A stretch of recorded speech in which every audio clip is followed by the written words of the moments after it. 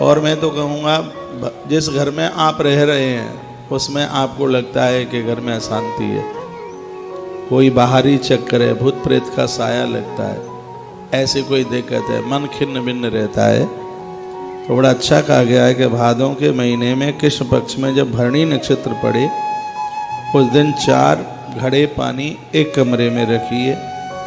दूसरे दिन सुबह देखिए जिस घड़े में पानी कम हुआ है उस घड़े में से कुछ पानी निकाल करके आप तुलसी में वह जल चढ़ा दें और उस खाली घड़े में आप अनाज भर करके उसकी रोज पूजा करें। रोज पूजा कितने दिन तक? जब तक 1 साल पूरी हो जावे उस घट का आप पूजन करें। वही तिथि आ जाए साल में 1 साल के लिए अनाज पूरा उसमें मटके में भर दें। और मैंने ऊपर एक मंत्र बोला है, ओम नमः श्री वराहाय धरण्युद्धरणाय स्वाहा। पूजा बिल्कुल सरल है, उस पर चावल आप छोड़ते जाएंगे और क्या बोलेंगे घड़े के ऊपर, ओम गृह प्रवेशाय नमः, गृह प्रवेशाय नमो नमः, गृह प्रवेशाय शुभम नमः। ये तो नए घर को आप गृह प्रवेश कर रहे हैं तब, और पुराने घर में आप रह रहे हैं और उस घर में दिक्कत परेशानी है, सिर्फ इतना ही बोलना है, ओम नमः श्री वराहाय धरण्युद्धरणाय स्वाहा। यह मंत्र उच्चारण करके उसके ऊपर चावल छोड़ के 5 मिनट का पूजन है। उस घड़े को पानी तुलसियों में डाल देना है, तुलसी के वृक्ष में डाल देना है, घड़ा खाली करके और उसमें अनाज भर के बाद में वह अनाज गौ माता को दे दीजिए, दीन दुखियारों को दे दीजिए, पंडित जी महाराज को, पंडितानी को पहुंचा दीजिए। यानी उसको अपने प्रयोग में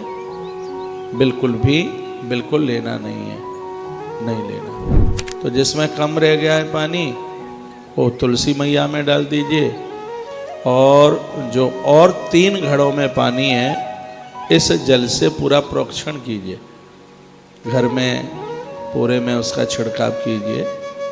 जो और 3 घड़ों में पानी है, बात मैंने पूर्व में भी निवेदित की है। इससे घर का वास्तु दोष समाप्त हो जाता है, घर का जो भी कोई दोष है वो दूर हो जाता है। एक ये उपाय बताया, एक और दूसरा उपाय बताया है, जिस घर में दिक्कत परेशानी हो रही है, यानी कर्जा बहुत बढ़ रहा है, धन का बहुत अभाव हो रहा है, ऐसे घर में अशोक वृक्ष की जड़ का एक छोटा सा टुकड़ा पूजा के स्थान पर रखें, नित्य इसकी पूजा करें, घर में धन की कमी नहीं आएगी। ये भी बात मैंने पहले बोली है। इतना बड़ा अशोक वृक्ष की जड़ का नीचे का टुकड़ा कहीं से ले लें, निकाल लें और उस टुकड़े को पूजा की जगह पर, छोटा सा टुकड़ा ले लीजिए, पूजा की जगह पर रख लीजिए। जैसे रोज देवताओं को पूजन करते हो, कुछ भी नहीं करना, आपको चावल और फूल चढ़ा देना है बस, उसके ऊपर उसे पूजा में रख लीजिए। मैंने पहले जरूर बोला होगा, कभी कोरोना काल में बोला होगा। इससे घर में भारी धन की बरकत होगी। जिन बच्चों की नौकरी छूट गई है उन्हें काम धाम मिल जाएगा, ये कर लें। इसमें कोई पैसा तो खर्च हो नहीं रहा है, ये जादू टोना टोटका नहीं है, ये महापुरुषों का अनुभव है। दवाई लेकर के रोग ठीक हो जाते हैं, तो ये उपचार करने से जीवन भी बड़ा ठीक हो जाता है, बढ़िया हो जाता है। अशोक का पेड़ तो वैसे भी बहुत शुभ माना गया, प्राणों की सुरक्षा होती है।